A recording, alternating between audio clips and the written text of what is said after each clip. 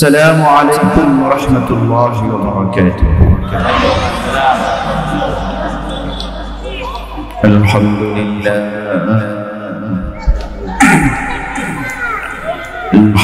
لله نحمده ونستعينه ونستغفره ونعوذ بالله من شرور أنفسنا. من يهد الله فلا مضل له ومن يضلله فلا هادي له. ونشهد أن لا إله إلا الله وحده لا شريك له. ونشهد أن سيدنا ومولانا محمدا عبده ورسوله. أرسله بالحق بشيرا ونذيرا وداعيا إلى الله بإذنه وسراجا منيرا. فقد قال الله تعالى في كلامه المجيد: أعوذ بالله من الشيطان الرجيم. بسم الله الرحمن الرحيم. إن الذين آمنوا وعملوا الصالحات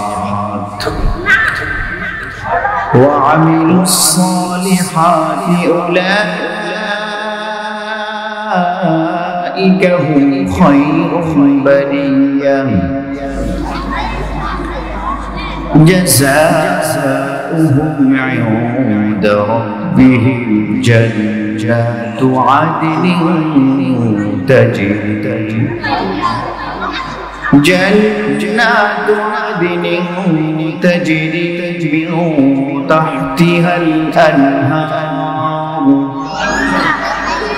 تجري من تحتها الأنهار خالدين فيها أبدا. رضي الله عنهم ورضوا عنه ذلك لمن خشي ربه. وقال رسول الله صلى الله عليه وسلم: من أحب لله وأبغض لله وأعطى لله ومنع لله فقد استكمل الإيمان. أو كما قال رسول الله صلى الله عليه وسلم. وقال تعالى في شأن حبيبه: إن الله وملائكته يصلون على النبي يا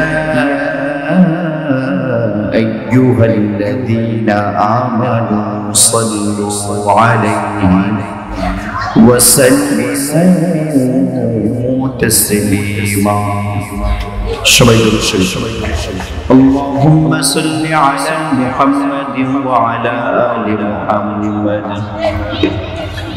كما صليت على إبراهيم وعلى آل إبراهيم إنك حميد مجيد.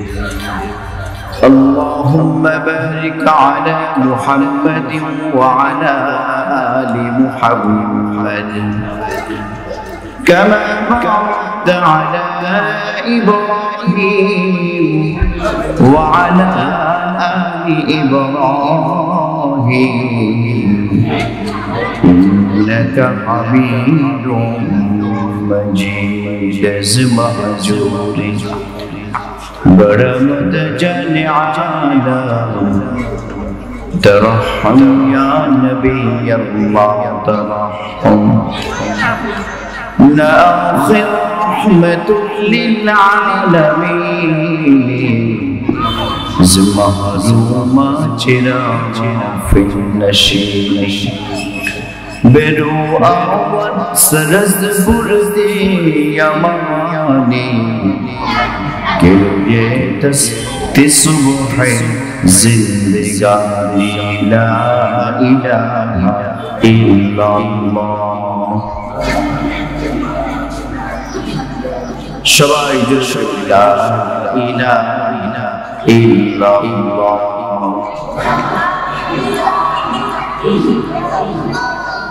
লা ইলাহা ইল্লাল্লাহ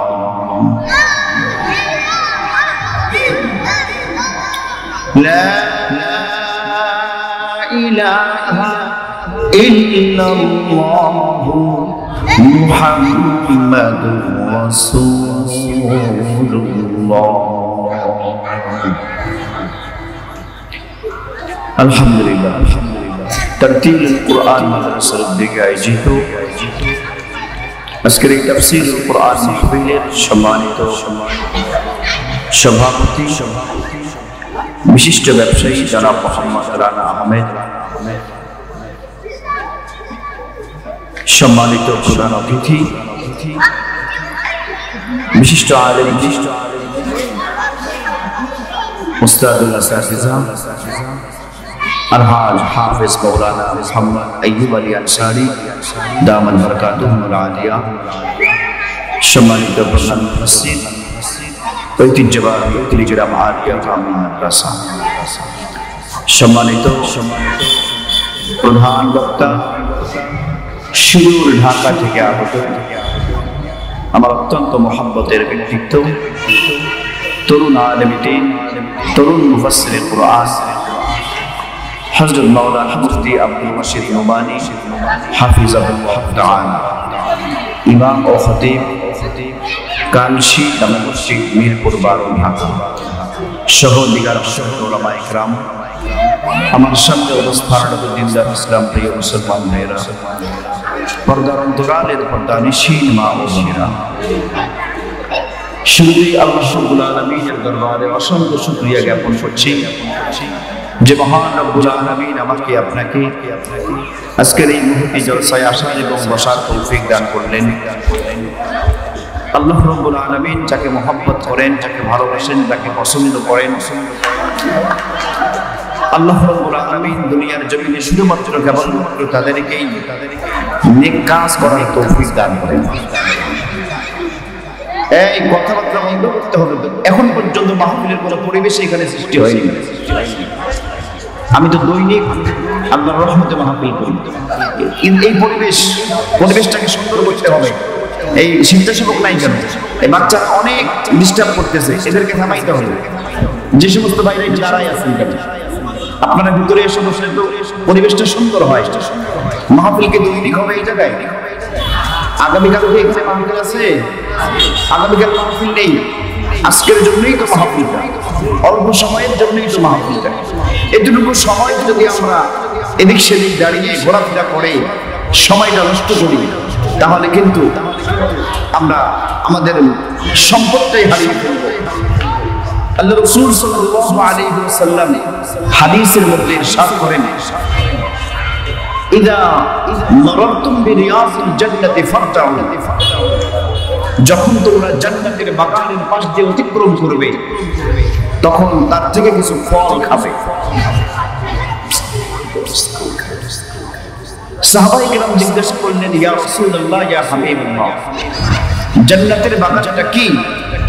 পয়গম্বর আলাইহিস সালাতু ওয়াস সালাম সাহাবাদের প্রশ্নের জবাব দিলেন, হালাকুজ যিকর, ওই সমস্ত মজলিস দুনিয়ার জমিনে জান্নাতের বাগান, যে সমস্ত মজলিসে আল্লাহ রাব্বুল আলামিনের জিকির করা হয়, সুবহানাল্লাহ, যে সমস্ত মজলিসে আল্লাহর কথা আলোচনা করা হয়, আল্লাহর শ্রেষ্ঠত্ব, বড়ত্ব, মহত্বের কথা যে সমস্ত মজলিসে আলোচনা করা হয়, ওই সমস্ত মজলিসগুলোই জান্নাতের বাগান। এই জান্নাতের বাগানে বসতে পেরে আমরা খুশি না বেজার? আরো জোরে বলতে হবে, ইমানের পাওয়ার একেবারেই কম, আরো জোরে বলতে হবে খুশি না বেজার? ভাইরা আমার, এই জান্নাতের বাগানে আল্লাহ তাআলা আমাকে আপনাকে বসার তৌফিক দিয়েছেন। যাকে তাকে আল্লাহ তাআলা জান্নাতের বাগানে বসার তৌফিক দিবেন না।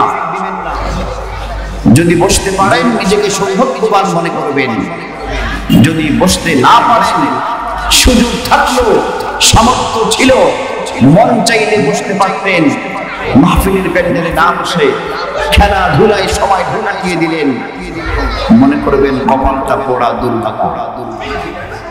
নেক কাজের সুযোগ থাকার পরেও যে নেক কাজ করে না সে হলো হতভাগা। কথা বলেন ঠিক কিনা? কাজেই আল্লাহ রাব্বুল আলামিন আজকে আমাকে আপনাকে এই মুহূর্তে জলসায় কোরআনের মাহফিলে, এই তাফসীরুল কোরআন মাহফিলে আসার বছর তৌফিক দিয়েছেন। এটা আল্লাহ রাব্বুল আলামিনের অনেক বড় মেহেরবানি। কথা বলেন ঠিক কিনা?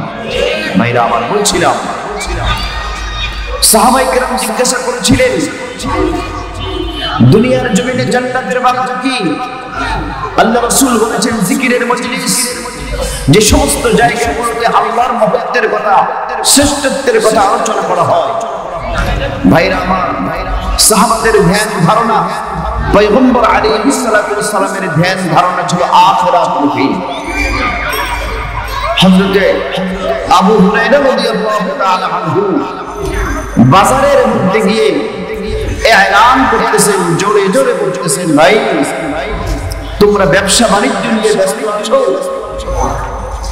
ওই দেখো মসজিদের মধ্যে আল্লাহ রাসূলের সম্পদ বন্টন হচ্ছে। কি বন্টন হচ্ছে? আরো জোরে বলেন, কি বন্টন হচ্ছে? আল্লাহ রাসূলের মিরাস বন্টন হচ্ছে। আর তোমরা এই বাজারের মধ্যে ব্যবসা বাণিজ্যে ব্যস্ত আছো। এই সংবাদ শোনার পরে দোকানদার দোকান বন্ধ করে বাজারের সব মানুষ মসজিদের দিকে দৌড় দিয়েছে। আর আল্লাহ রাসূলের সম্পদ বন্টন হচ্ছে, এর থেকে যদি একটা খেজুর পাই এটাও তো বরকত বলা। কথা বলেন ঠিক কিনা? সবাই দৌড় মসজিদের দিকে গিয়ে দেখে না, মসজিদের মধ্যে কোনো খেজুর নাই, কোনো দিনার নেই, কোনো দিরহাম নেই, কোনো কিছুই নেই।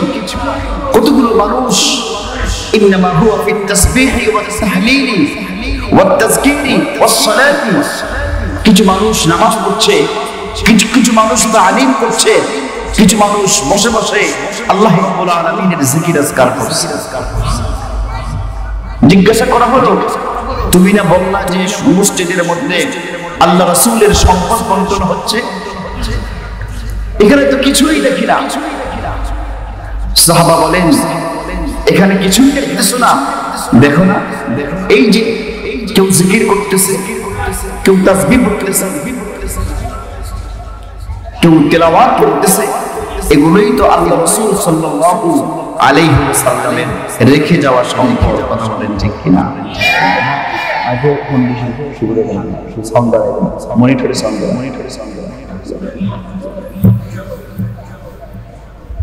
বলতেছিলাম।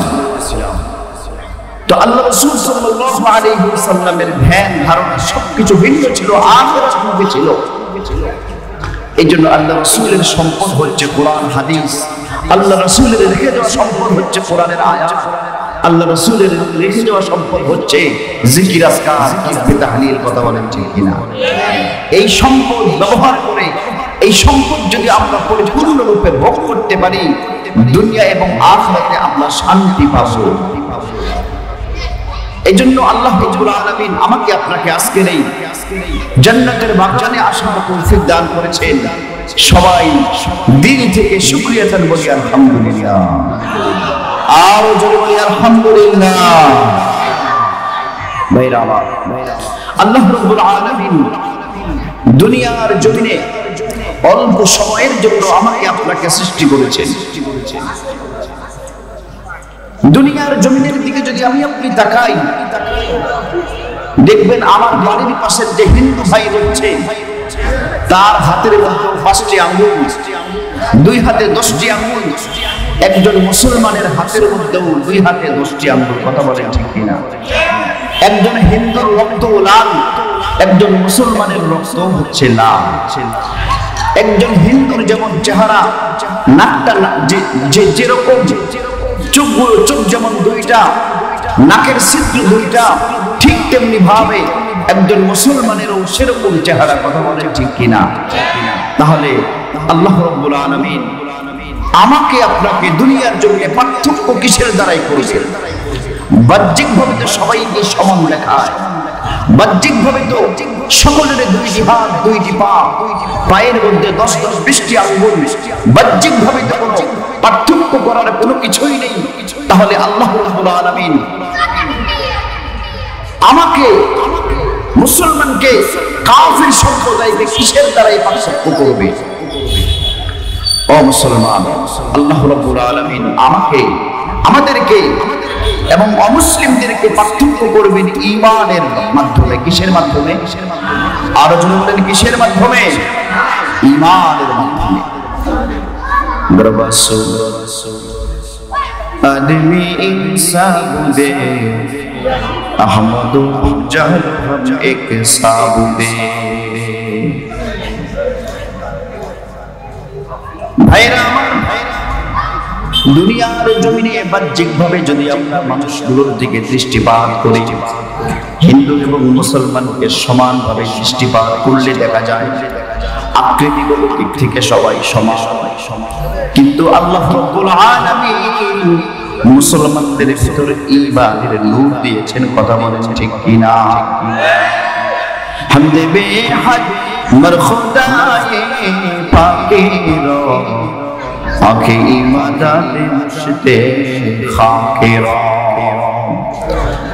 ও মুসলমান, আল্লাহর গোলাম, আল্লাহ রাব্বুল আলামিন আমাকে আপনাকে যতগুলো নিয়ামত দিয়েছে, সব থেকে বড় নিয়ামত হলো ঈমানের নিয়ামত। জোরে বলেন, কিসের নিয়ামত? ও মুসলমান, জোরে বলেন, কিসের নিয়ামত? আল্লাহ রাব্বুল আলামিন আমাকে আপনাকে ঈমানের নিয়ামত দিয়েছেন। আজকে যদি আমি আজকে বেঈমান হইতাম, ঈমানদার না হইতাম, আল্লাহ রাব্বুল আলামিন দুনিয়ার জমিনে আমাকে যদি মুসলমানের ঘরে জন্ম না দিতেন, আমরা হয়তো বা এলাকার মধ্যে হিন্দু হিসাবে বিবেচিত হইতাম। ও মুসলমান, আল্লাহর বান্দা, আল্লাহর গোলাম, আল্লাহ রাব্বুল আলামিন ঈমানের দৌলত দিয়ে আমাকে আপনাকে ঈমানের রঙে রঙিন করেছে। ভাইরা আমার, ঈমানের দাওয়াত দিয়েছিলেন পয়গম্বর আলাইহিস সালাতু ওয়াস সালাম। আবু লাহাব পয়গম্বর আলাইহিস সালাতু ওয়াস সালামের চাচা। কেমন চাচা? আল্লাহ রাসূল সাল্লাল্লাহু আলাইহি ওয়াসাল্লামের যেদিন জন্ম হয়, এই জন্মের সংবাদটা যখন আবু লাহাব শুনেছে, আবু লাহাব জন্মের সংবাদ শুনে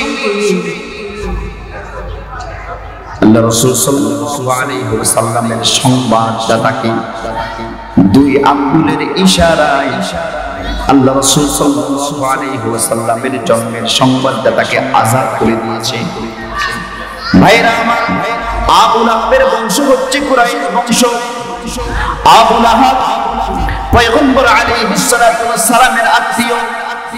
শুধু তাই নয়, পয়গম্বর আলাইহিস সালাতু ওয়াস সালামের বিয়াই আল্লাহ রাসূল সাল্লাল্লাহু আলাইহি ওয়াসাল্লামের দুই মেয়েকে আবু লাহাবের সন্তানদের সঙ্গে বিবাহ দিয়েছিলেন। ও মুসলমান, আল্লাহর গোলাম, সবাই আমার প্রশ্নের জবাব দেন। আল্লাহ রাব্বুল আলামিন আবু লাহাবের বিরুদ্ধে কোরআনুল কারীমে সূরা নাযিল করছেন কিনা? আরো জোরে বলেন, করছেন না করছেন? ভাইরা আমার, বংশের দিক থেকে যে লোকটা কুরাইশ বংশের, আত্মীয়তার দিক থেকে যে লোকটা পয়গম্বরের আত্মীয়,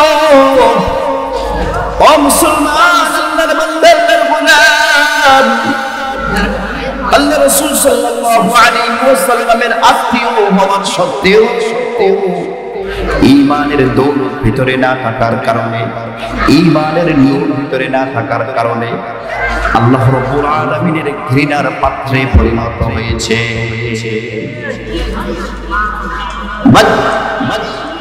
বাহ্যিকভাবে দৃষ্টিপাত করলে দেখা যায় লোকটা আল্লাহ রাসূলের আত্মীয়, ও মুসলমান, আল্লাহর বান্দা, আল্লাহর গোলাম,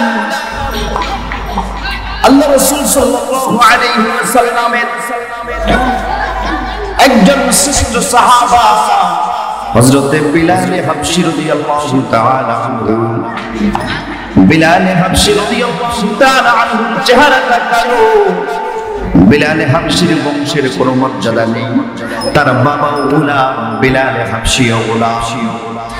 কিন্তু বিলাল হাবশী ঈমানের রঙে রঙিন হওয়ার কারণে, ঈমানের দৌলত ভিতরে রাখার কারণে, বিলাল হাবশীর ভিতরে ঈমানের সম্পদ থাকার কারণে,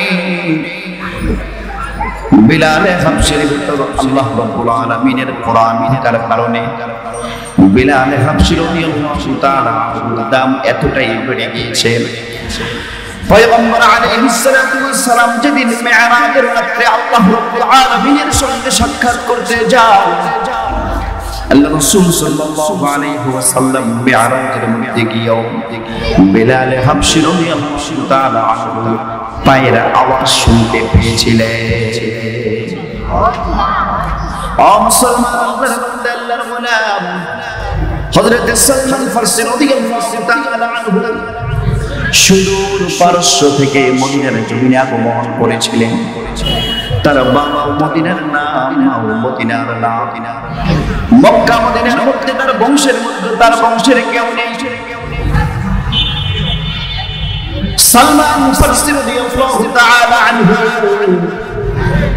ঈমানের রঙে রঙিন হওয়ার কারণে আল্লাহ রাসূল সাল্লাল্লাহু আলাইহি ওয়াসাল্লাম যখন খন্দকের যুদ্ধে খন্দক খনন করেন, আনসারী সাহাবাদেরকে জায়গা ভাগ করে দিলেন। আনসারী সাহাবারা, তোমরা এই থেকে এই পর্যন্ত খনন কার্য সম্পাদন করবা।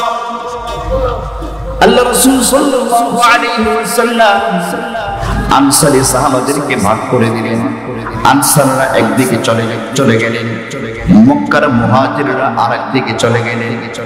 একদিকে আনসার, আরেকদিকে মুহাজির। হযরত সালমান ফারসি রাদিয়াল্লাহু তাআলা আনহু আনসারওয়ালা, মুহাজিরওয়ালা। সালমান ফারসি রাদিয়াল্লাহু তাআলা আনহু মদিনার মধ্যে হিজরত করে আসেন নাই, গোলামের জিন্দেগি গলার মধ্যে নিয়ে মদিনার জমিনে আগমন করেছিলেন। সালমান ফারসি কোন দিকে যাবে? মক্কার মুহাজিরদের দিকে যাবে নাকি মদিনার আনসারদের দিকে যাবে? ভাইরা আমার, মুহাজিররা বলছে সালমান মিন্না, আনসারীরা বলতেছে সালমান মিন্না। এই সালমান, তুমি আমাদের অন্তর্ভুক্ত, আমাদের দিকে আসো। মক্কার মুহাজিররা বলতেছে সালমান, তুমি আমাদের দিকে আসো। মদিনার আনসারীরা বলতেছে সালমান মিন্না, সালমান তুমি আমাদের দিকে আসো। পয়গম্বর আলাইহিস সালাতু ওয়াস সালাম সালমান ফারসি রাদিয়াল্লাহু তাআলা আনহুর দিকে দৃষ্টিপাত করে বলতেছেন, সালমান ফারসি মদিনা আনসারদের দিকেও যাবে না, মক্কার মুহাজিরদের দিকেও যাবে না। সালমান মিন আহলি বাইতিন, সালমান আহলে বায়াতের দিকে আসবে। কোন সুবহানাল্লাহ। ও মুসলমান, আল্লাহর বান্দা, আল্লাহর গোলাম, আল্লাহ রাব্বুল আলামিন ঈমানের দৌলত আমাকে আপনাকে দিয়েছে। এই ঈমানের দৌলত পাওয়ার জন্য আমরা আল্লাহর কাছে কোনদিন দরখাস্ত করি নাই। আল্লাহ তাআলা দয়া করে, মায়া করে, মহব্বত করে, ভালোবেসে ঈমানের এই দৌলত আমাকে আপনাকে দান করেছেন। বিলাল হাবশীর ভিতরেও তো ঈমান, সালমান ফারসি রাদিয়াল্লাহু আনহুর ভিতরেও যে ঈমান, আল্লাহ তাআলা আমাকে আপনাকেও সেই ঈমান দান করেছেন। সুবহানাল্লাহ। ও মুসলমান, শুধুমাত্র ঈমানের দ্বারাই জান্নাত পাওয়া যাবে না, ঈমানের পরে আমল করতে হবে। জোরে বলেন, কি করতে হবে? এই জোরে বলতে হবে, কি করতে হবে? ঈমানের পরে আমল করতে হবে। ঈমানের পরে আমল করতে গিয়ে আল্লাহ রাব্বুল আলামিন আমাকে আপনাকে অনেক বড় পরীক্ষার মধ্যে ফেলাইয়া দিবেন। হালাল হারামের পরীক্ষা। আল্লাহ রাব্বুল আলামিন কুরআনুল কারীমের মধ্যে ইরশাদ করেন, ওয়ালানাবলুওয়ান্নাকুম বিশাইইন মিনাল খাউফি ওয়াল জু'i ওয়া নাকসিন মিনাল আমওয়ালি ওয়াল আনফুসি ওয়াত থামারাত ওয়া বাশশিরিস সাবিরিন। আল্লাহ রাব্বুল আলামিন দুনিয়ার জমিনে ঈমানদারদেরকে পরীক্ষা করবেন। ও মুসলমান, আল্লাহর বান্দা, আল্লাহর গোলাম, সাহাবাদের ঈমান কত চাঙ্গা ছিল, সাহাবাদের ঈমান কত সুন্দর ছিল। এরপর সাহাবারা ঈমানের পরীক্ষার মধ্যে পড়ে গিয়েছিল। আল্লাহ রাব্বুল আলামিন কুরআনুল কারীমের মধ্যে ইরশাদ করেন, আফাহাসিবতুম আন্নামা খালাকনাকুম আবাসান ওয়া আন্নাকুম ইলাইনা লা তুরজাউন। أم حسبتم أن تتركوا ولما يأتكم مثل الذين خلوا من قبلكم مستهم البأساء والضراء وزلزلوا حتى يقول الرسول والذين آمنوا معه متى نصر الله। আল্লাহ রাব্বুল আলামিন কুরআনুল কারীমে বিভিন্ন আয়াতের দ্বারা আমাকে আপনাকে পরীক্ষার কথা বলেছেন। ও মুসলমান, আল্লাহর বান্দা, আল্লাহর গোলাম, আল্লাহ রাব্বুল আলামিন আমাকে আপনাকে পরীক্ষা করবেন, হালাল হারামের পরীক্ষা। বাড়ির মধ্যে খাবার থাকবে না, খাবার থাকবে না, এই দরিদ্রতা দিয়ে আল্লাহ তাআলা পরীক্ষা করবেন, ক্ষুধা দিয়ে পরীক্ষা করবেন। জমিনের ধানগুলো নষ্ট হয়ে যাবে, এই ধান নষ্ট করার মাধ্যমে আল্লাহ তাআলা পরীক্ষা করবেন। ও মুসলমান, পরীক্ষার মধ্যে যদি পাস করতে চাই, পরীক্ষার মধ্যে যদি ভালো রেজাল্ট করতে চাই, পরীক্ষার মধ্যে পাস করে আল্লাহ রাব্বুল আলামিনের যদি শ্রেষ্ঠ বান্দা হতে চাই, অবশ্যই অবশ্যই যে কোন মুসিবতের মধ্যে সবর এখতিয়ার করতে হবে, ধৈর্য ধারণ করতে হবে। এই জন্য মুসলমান, আল্লাহ রাব্বুল আলামিন আমাকে আপনাকে ঈমানের ঈমান দিয়েছেন। শুধুমাত্র ঈমান গ্রহণ করলেই হবে না, ঈমানের পরে আমল করতে হবে। শুধুমাত্র আমলের দ্বারা কিছু হবে না। আল্লাহ রাব্বুল আলামিন যা যা নিষেধ করেছেন তা থেকে নিজেকে বিরত রাখতে হবে। মুসলমান, একটাবার খেয়াল করি, আমি একজন প্রকৃত ঈমানদার কখন হব? আমি একজন প্রকৃত মুত্তাকি পরহেজগার বান্দা কখন হব? ঈমানদারের ভিতরে যখন আল্লাহ রাব্বুল আলামিনের মহব্বত আর প্রেম আর ভালোবাসা থাকবে, তখন একজন ঈমানদার প্রকৃত ঈমানদার হয়ে যায়। আল্লাহ রাব্বুল আলামিন কুরআনুল কারীমের মধ্যে ফরমান, ইউহিব্বুনাহুম কাহুব্বিল্লাহ والذين آمنوا أشد حبا لله। যারা প্রকৃত ঈমানদার হবে তাদের অন্তরে আল্লাহ তাআলার প্রেম, ভালোবাসা, মহব্বত সব থেকে বেশি থাকবে। আজকে আমাদের দিলের মধ্যে, আমাদের কলবের মধ্যে আল্লাহর ভালোবাসার থেকে নেতা নেত্রীর মহব্বত আর ভালোবাসা বেশি। কথা বল ঠিক কিনা? এই জন্য আল্লাহ রাব্বুল আলামিন ফজরের সময় মুয়াজ্জিনের দ্বারা মসজিদের মধ্যে আমাকে আপনাকে ডাকে, হাইয়া আলাস সালাহ, হাইয়া আলাল ফালাহ। আসো কল্যাণের দিকে, আসো সফলতার দিকে, আসো নামাজের দিকে। এইভাবে মুয়াজ্জিনের দ্বারা আল্লাহ রাব্বুল আলামিন আমাকে আপনাকে মসজিদের দিকে ডাকে, কিন্তু আমরা মসজিদে যাই না। ওই আজানের সময় যদি নেতা ফোন দিয়ে বলে, আয় সাদ্দির মোড়ে আয়, সুজামের মোড়ে আয়, কুড়িগ্রামের শাপলার সামনে আয়, নেতার কথাকে মান্য করে সঙ্গে সঙ্গে হুন্ডা স্টার্ট দিয়ে নেতা যেখানে যাইতে বলে আমরা সেখানে চলে যাই। ও মুসলমান, আল্লাহর বান্দা, আজকে মুসলমানের কলবের মধ্যে আল্লাহ রাব্বুল আলামিনের প্রেমের মহব্বত, ভালোবাসার থেকে নেতা নেত্রীর প্রেম, মহব্বত, ভালোবাসাটা বেশি হয়ে গেছে। এই জন্য আমাদের ঈমানের ভিতর অনেক অনেক কমতি চলে আসছে। ঈমানের পাওয়ার নাই, ঈমানের মধ্যে তেজ নাই, ঈমানের মধ্যে শক্তি নাই। ঈমানের শক্তি না থাকার কারণে আমি আপনি মসজিদে ঠিক মতো যেতে পারি না। ঈমানের শক্তি না থাকার কারণে আপনি হালাল হারামের বাদ বিচার করতে পারি না। ঈমানের শক্তি না থাকার কারণে মুসলমান নজরের হেফাজত করতে পারি না। ঈমানের পাওয়ার না থাকার কারণে জবানের হেফাজত করতে পারি না। কথা বলেন ঠিক কিনা?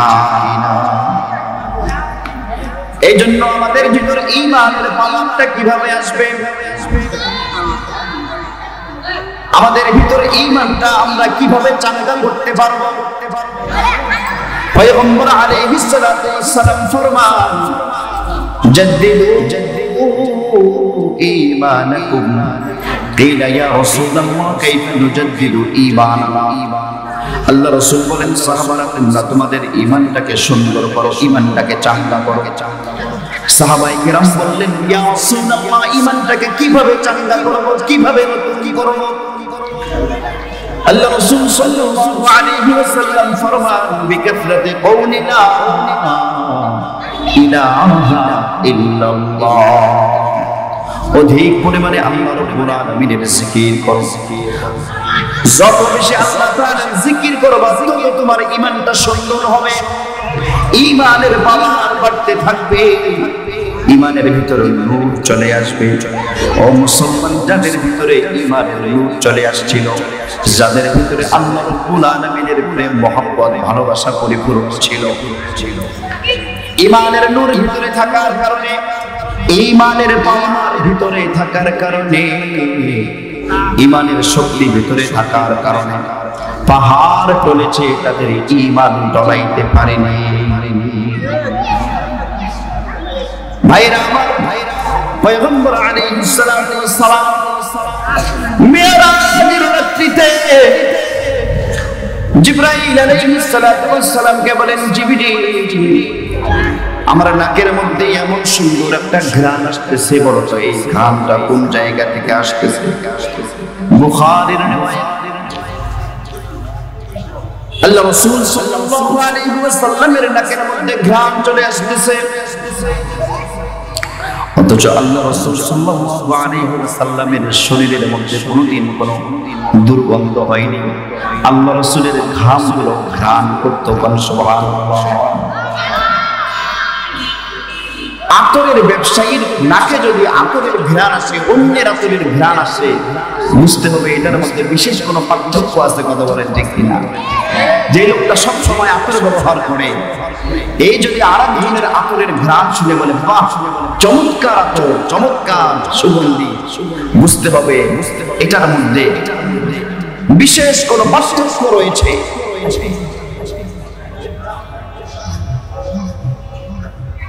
আল্লাহ রাসূল সাল্লাল্লাহু আলাইহি ওয়াসাল্লাম জিবরাইল আলাইহিস সালামকে বলেন, আমার নাকের মধ্যে ঘ্রাণ আসতেছে। কোন সে ঘ্রাণ, কোন জায়গা থেকে এখানে ঘ্রাণ আসতেছে? জিবরাইল আলাইহিস সালাম ফরমান, ইয়া রাসূলুল্লাহ, ইয়া হাবিবাল্লাহ, ফিরাউনের একজন দাসী ছিল।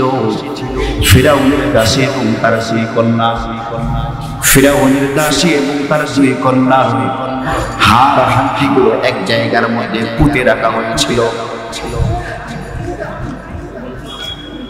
যে জায়গার মধ্যে ফিরাউনের দাসী এবং তার সন্তানদের হাড় হাড্ডিগুলো পুঁতে রাখা হয়েছিল, ওই জায়গা থেকে সেদিনের পর থেকে আজ অবধি কিয়ামত পর্যন্ত ঘ্রাণ বের হচ্ছে। রাসূল, এই ঘ্রাণটা আপনার নাকে এসেছে। কোন সুবহানাল্লাহ। ভাইরা আমার, কি এমন নেকামল করেছিল, কি এমন ঈমানের পাওয়ার ছিল, কি এমন আমল করেছে, যুগ যুগ ধরে তার কবর থেকে, তার হাড্ডি থেকে ঈমানের রঙে রঙিন হওয়ার কারণে, কোন সে আমলের কারণে আজ পর্যন্ত তার কবর থেকে ঘ্রাণ আসতেছে। রিওয়ায়াতের মধ্যে পাওয়া যায়,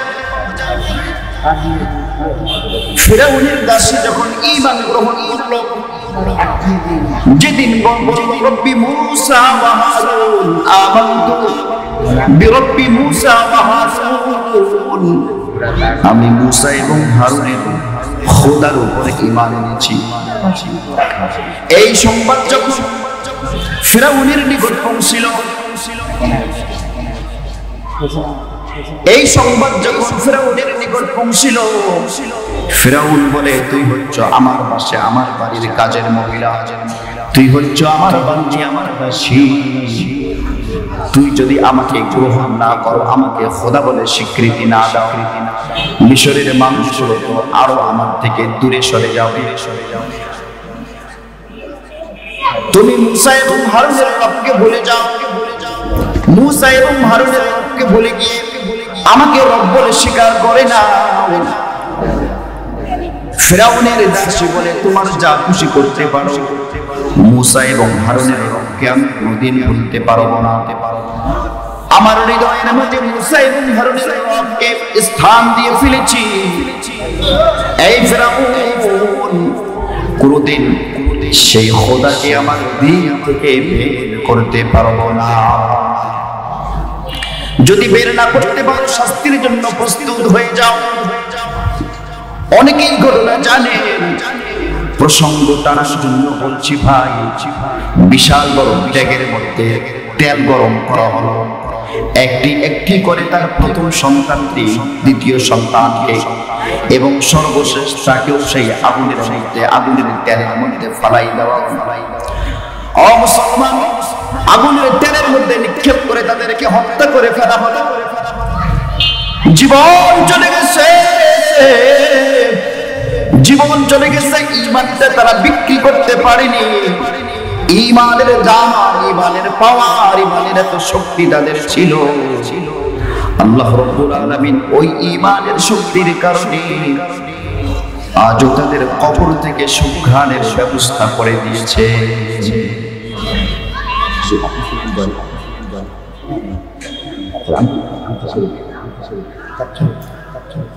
এই জন্য মুসলমান, আল্লাহর বান্দা, আল্লাহর গোলাম, আল্লাহ রাব্বুল আলামিন ঈমানের দৌলত আমাকে আপনাকে দিয়েছেন। ঈমানের পরে আমল করতে হবে। আমলবিহীন ঈমান আল্লাহ রাব্বুল আলামিনের কাছে বেশি একটা গ্রহণযোগ্যতা পাবে না। আমি কতটুকু ঈমানদার এটা প্রস্ফুটিত হবে আমলের দ্বারা। এই জন্য মুসলমান, আপনাদের পায়ে হাত দিয়ে বলতেছি, আল্লাহ তাআলা দয়া করে মায়া করে ঈমানের দৌলত যখন আমাকে দিয়েছেন, মুসলমানের ঘরে যখন আমাকে জন্ম দিয়েছেন, আমার আপনার উচিত আল্লাহ তাআলার এই নিয়ামতের শুকরিয়া আদায় করার জন্য। আল্লাহ রাব্বুল আলামিন আমার হাত থেকে যেভাবে চালাইতে বলেছেন, আল্লাহ তাআলা আমার জীবনটাকে যেভাবে পরিচালনা করতে বলেছেন, রব্বুল আলামিন আমার ব্যক্তি জীবন, পারিবারিক জীবন, সামাজিক জীবন, আমার লেনদেন, আমার ব্যবসা বাণিজ্য যেভাবে করতে বলেছেন, আমার আপনার উচিত নিয়ামতের শুকরিয়া আদায় করার জন্য আমার জীবনটাকে সেভাবে পরিচালনা করা। ভাইরা আমার, আমি আল্লাহর জন্য আমার জীবনটাকে পরিচালনা করছি, এটা আমি কখন বুঝবো? পয়গম্বর আলাইহিস সালাতু ওয়াস সালাম ফরমান, মান আহাব্বা লিল্লাহ ওয়া আবগযা লিল্লাহ ওয়া আ'তা লিল্লাহ ওয়া মানা'a লিল্লাহ ফাকাদ ইসতাকমালাল ঈমান। একজন মানুষ প্রকৃত ঈমানদার কখন বোঝা যাবে? যখন তার ভালোবাসাটা আল্লাহর জন্য হয়, তার ঘৃণাটাও আল্লাহর জন্য হয়, তার লেনদেনটাও আল্লাহর জন্য হয়। কাউকে কিছু দিলে আল্লাহর জন্য দেয়, কাউকে যদি কিছু না দেয় সেটাও আল্লাহর জন্য না দেয়। এটা হলো একজন প্রকৃত ঈমানদারের মূল পরিচয়। আল্লাহ তাআলা আমাকে আপনাকে প্রকৃত ঈমানদার হয়ে দুনিয়াতে বেঁচে থাকার তৌফিক দান করুন। ওয়া আখিরু দাওয়ানা আলহামদুলিল্লাহি রাব্বিল আলামিন। আসসালামু আলাইকুম ওয়া রাহমাতুল্লাহ।